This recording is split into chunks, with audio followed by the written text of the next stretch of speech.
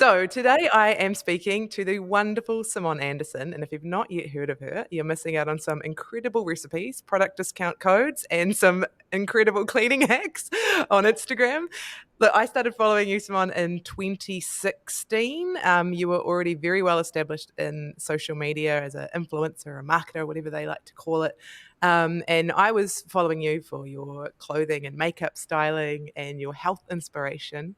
But fast forward 7 years, now you're a published author, owner of an activewear label, MC and keynote speaker, but most importantly, wife to Trent and mama to Asher and Ryder and your pup Maddox. So thank you very much for joining us today. Really appreciate it. Oh, thank you for having me. And I just can't believe how long you've followed me. I just appreciate the fact that you've been able to put up with me for that long. That's No, it's amazing. our pleasure.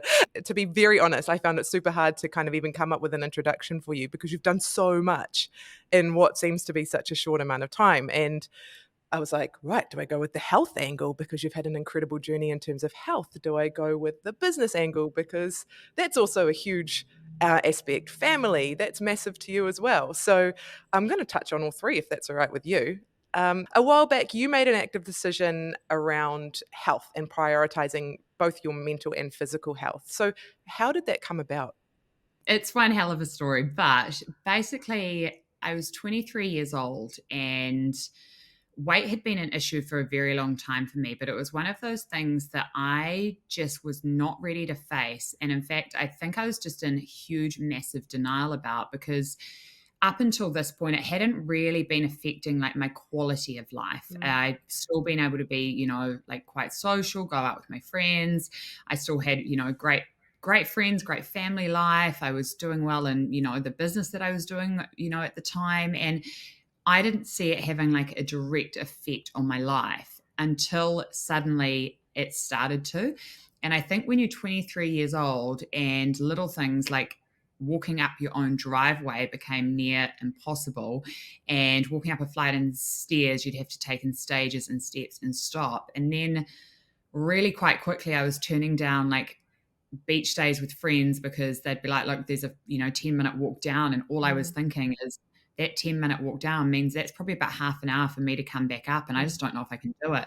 I think when you're 23 years old, it was pretty terrifying, and it was one of those moments where I was like, this is not getting better. In fact, my weight was like getting so much worse each year. It was something I couldn't get to grips with, couldn't find a control over, and it was just spiraling. And I was like, I don't know if I'd live to see 30 if I don't actually do something about this quite drastically now. And that is where Simone's journey to health was born. And it was this little wild idea I had. I remember I was interning for a friend's jewelry factory at the time.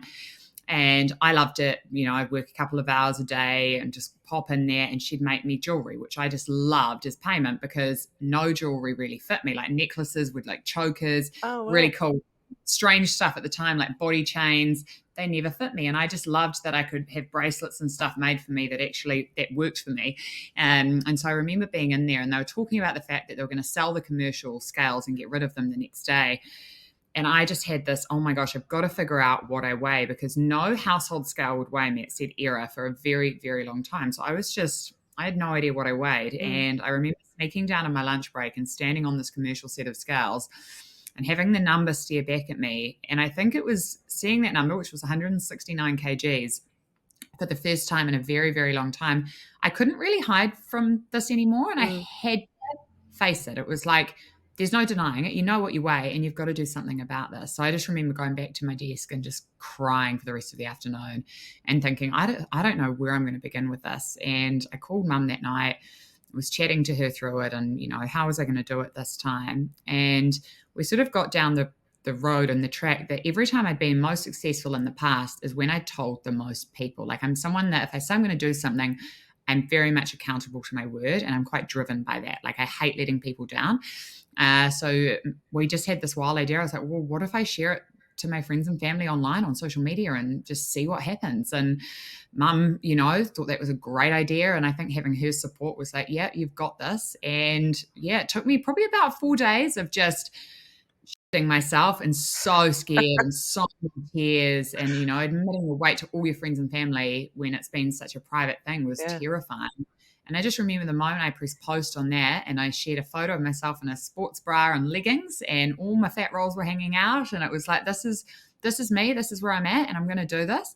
And that was really the start of what is now my full-time career. Not that I knew that at the time, but yeah, that's where everything sort of started. And that's basically where had to take everything into my own hands again and decide, that I wanted to regain my health. I always found that story so inspirational because I'm one of those people that I'll see something and be like, "Oh, I probably should do something about it, but like, so that moment is really interesting to me, what it was that actually shook Well, you I to was then. like that for many years. So it's Mm, like it took a lot to get to this point, and I mm, definitely was in that sort of denial and, oh, one day I'll worry about it. And I think that one day just happened, and it was like, yeah, we've got to make a change. yeah.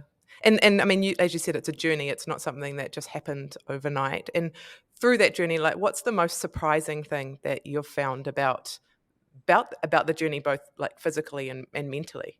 I think the most surprising thing for me was truly the flow on effect that taking that element into my own hands and into my own control had on the rest of my world. Like, I thought everything was sort of flowing nicely and that I had everything in control, but the flow on effect of really putting a focus on me and putting a focus on my health, that yeah, where that transformed to in other areas of my life was just, it's been outstanding. Like, the career's gone from strength to strength, the relationships strength to strength. I've met the man of my dreams and had two beautiful babies, which was always my like ultimate goal and dream, was to be a mama.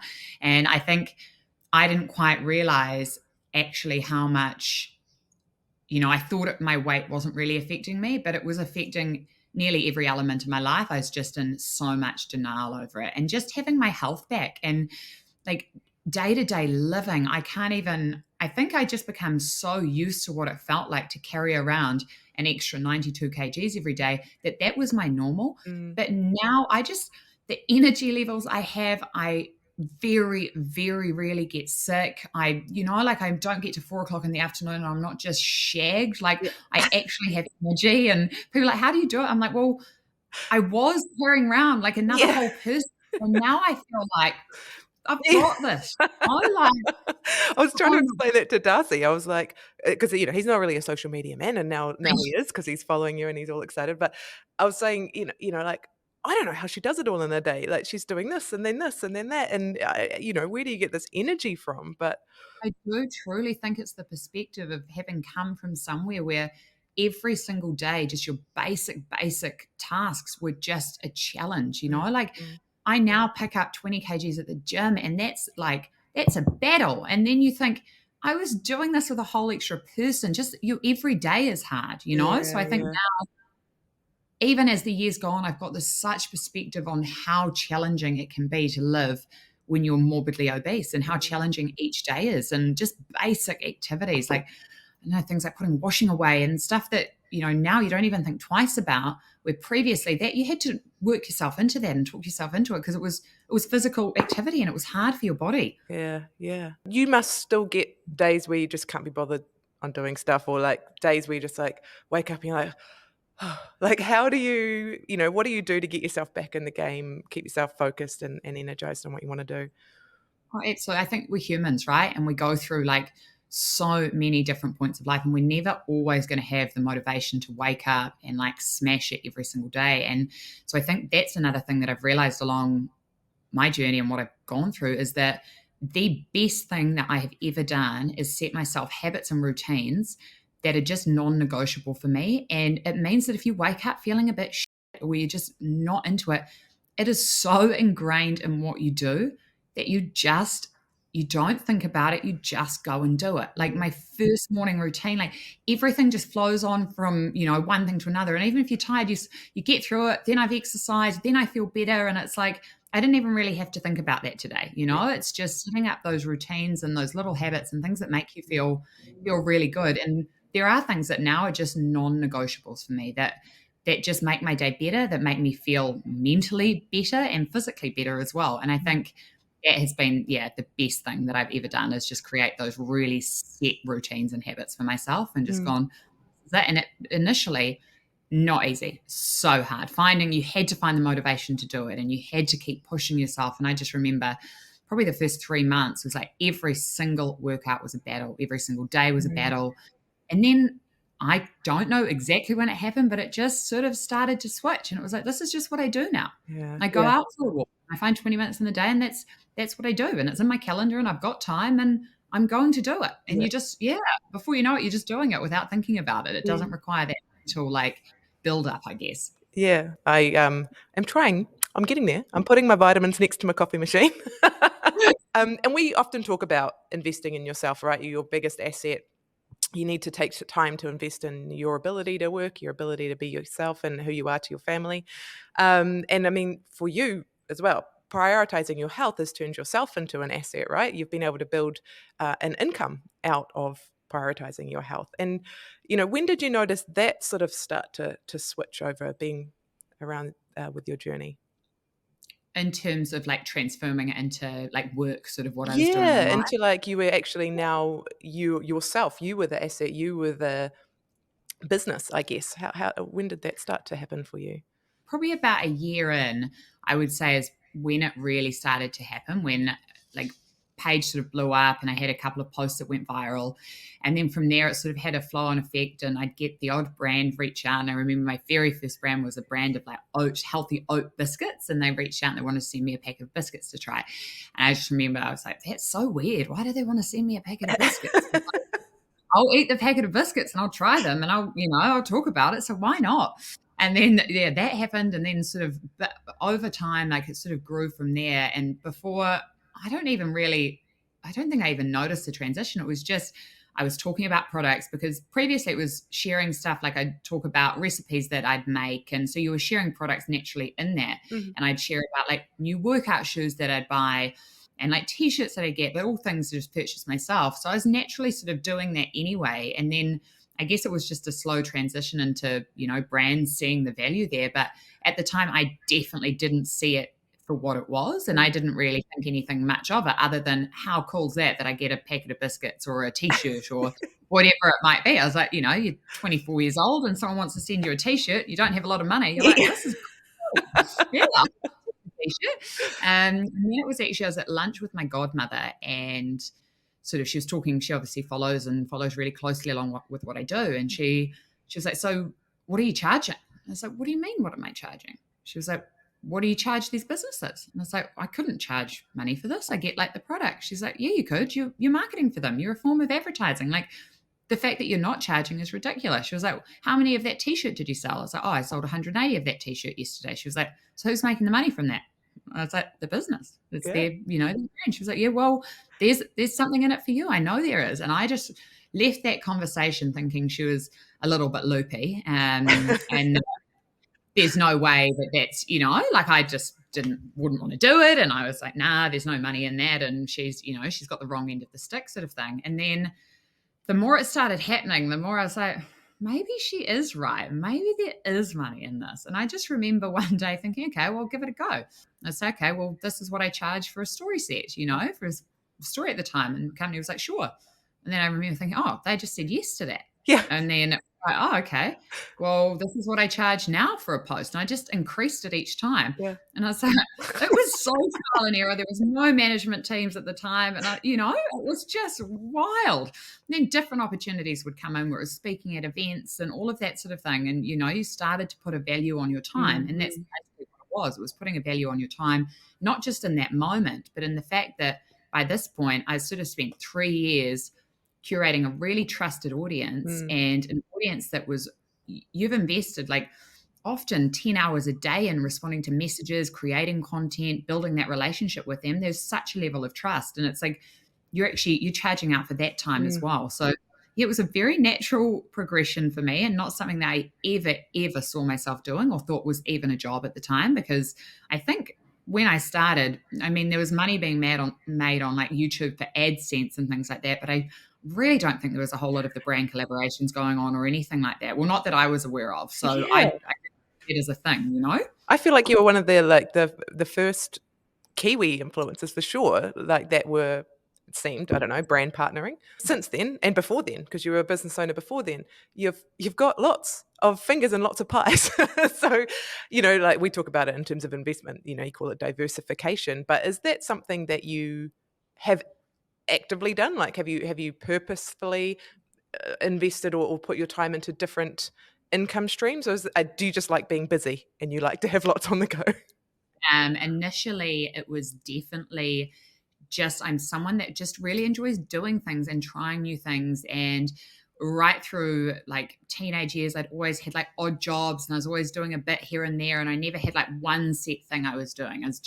I love being across everything and trying new things. And I'm definitely a very extroverted person. So for me, it's quite a bit about people and connections. And if I like gravitated towards a person, that's what really made me feel good in any set role that I was doing or any like odd job here and there. And then along the way, I sort of was looking at what I was doing and it was like, right, this has an end date on what I do. It just naturally is going to come to an end at some point. And I left university. I started my hair and makeup business. I have got no real qualifications. I just love doing what I do and share my life. But I want to make sure that I have sort of set myself up and future-proof myself in a way where I've got a lot of different things with great, revenue streams coming in so that long term that will be my stream of income, that the page might just be there and chugging along and I might naturally share my life, but there won't be a revenue stream from that. And at least I've got options there of things that'll keep us and our family going so we can pay the mortgage. And, especially in these later years where I've tried to really focus on actually where do I want to take this? What do I want to do? Are there businesses that are a good alignment for me and a good alignment for my audience as well that I could get involved in along the way?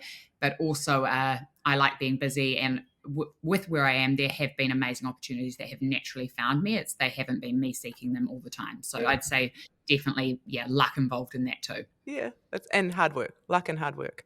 And speaking on that as well, I mean, like living in the metaverse, you are online a lot. You are probably exposed to a lot of people doing different things. We call it chasing the Joneses as such. How do you and Trent make sure that you stay focused on what's important to you and what you're, building for the future for your boys as well? I think one thing that I'm incredibly, incredibly grateful for is that Trent is probably the most level headed, down to earth person ever. He's not phased by any of that shit. Like, none of that makes a tick. He is just so focused on him and where he wants to go. He's so goal driven too. And he's constantly reevaluating in his little world, but also in our family world. So we do a lot of like sit down couple goal meetings and just talk about what's our plan, like has it changed, has it altered from a year ago, where do we see ourselves, what's our next goal? But also our main thing as a couple is focusing on actually what we have worked so hard to build right now and trying to focus and enjoy the now. And that really does help us stop looking outside and comparing. Because I mean, for me, when I see other people doing other things, that is now such a driver for me of like, that's amazing. And that pushes me further. There's not an inch of me that gets jealous or upset, or I'm like, I want to be there, or, I'm so happy for them. I'm so proud of them. I know exactly what it took to get to that position. And all it does is make me want to hustle my bum off harder for our future family and our future goals. But we definitely both start our day with gratitude. And I think this really helps too.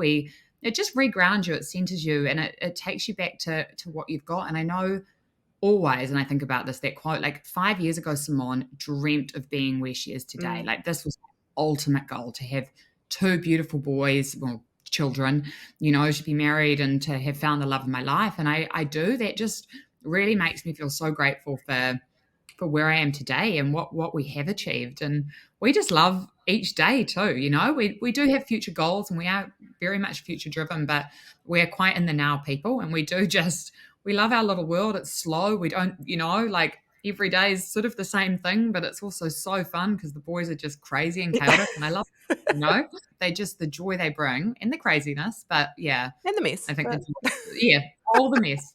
Always. I'm looking at right now, all my mirrors need a good wipe down. I've just been smeared all over. So hopefully you can't see that in the Oh, camera. not at all. What I mean, I've always picked up from you is these themes of like loyalty and stability and family and gratitude. How do you balance the macro, so the big stuff like the business opportunities and the networking events and everything that you must be invited to, with the micro, so home life, family life, your grandparents, your mum, your kid, so your brothers, sisters, everything like that. How do you maintain that balance? I think, like everyone, you that balance and juggle is, I don't feel like you ever, well, if someone has, I take my hat off to them, truly grasp the balance and feel like you've nailed it. Like, yes, there's some days where at the end of the day, I'm like, shit, yes, I feel like super mom and super woman. I was a good friend. I was a good wife. I was a good mom. I I smashed it all. I got it all done. But that's few and far in between. I think for me, what I really what we try and do is we try and just prioritize. And our priority, especially in these like early years, we try and really prioritize the boys and our family time in this, and work, obviously, because work has to be a priority to just survive and get through. But Mm, yeah, it's definitely not easy. And I think what we do is we sit down at the start of the week and we have a shared calendar. So we'll put in like our non-negotiables and things like exercise, and then we slot in, if we can catch up with friends, we add that in, and it might be in the evenings once the boys are asleep. And for me, especially for the first 6 months of both of the boys' lives, I really had to like scale back on any sort of mm, like event where it took me out of the house, because it's incredibly hard and incredibly challenging to even just like manage that with, two young children anyway. absolutely. So I had to say no to a lot, and I turned down a lot of work opportunities, and I had to really focus on and look back, and I was like, is this a paid opportunity? Is this a contract that I've got going on that is like ongoing work where it's important that I show up? If it is, then Trent can help me out. And, if it's during the day or if it's in the evening, once the boys are asleep, I can go. I might be half an hour late. But it's just that juggle of really thinking like, what is important? What do I really need to focus on right now? And it's honestly not until like, you're right, is 8 months old now, that I feel like we've got some sort of like a little bit more structure there where I can actually say yes to a few more work commitments and actually start finding my feet again. And that's 8 months in, it's not easy. But yeah, at the end of the day, for both Trent and my family is, I think that's probably why I fell in love with him so much. Family is his number one priority. He's an amazing husband. He's an amazing dad. He's an amazing son. He puts a lot of effort into his parents and maintaining that friendship and that relationship. He'll call them most nights on the way home from work, or, like as he's driving to the gym. And I just love that. I think that's so cool. But it is just putting the effort and time into it. But yeah, we're so far from perfect. And if anyone's got that nailed, I would love to hear their answer on that one, because I'll put my hand up and listen to it and, take advice from them. But that's sort of how we tackle it, is just a juggle. Mm. Sometimes the balls are in the air, sometimes they're on the ground, and we just have to figure it out. Yeah, just pick up the important ones and give them a little dust off. Yeah, exactly. It's all fine, right?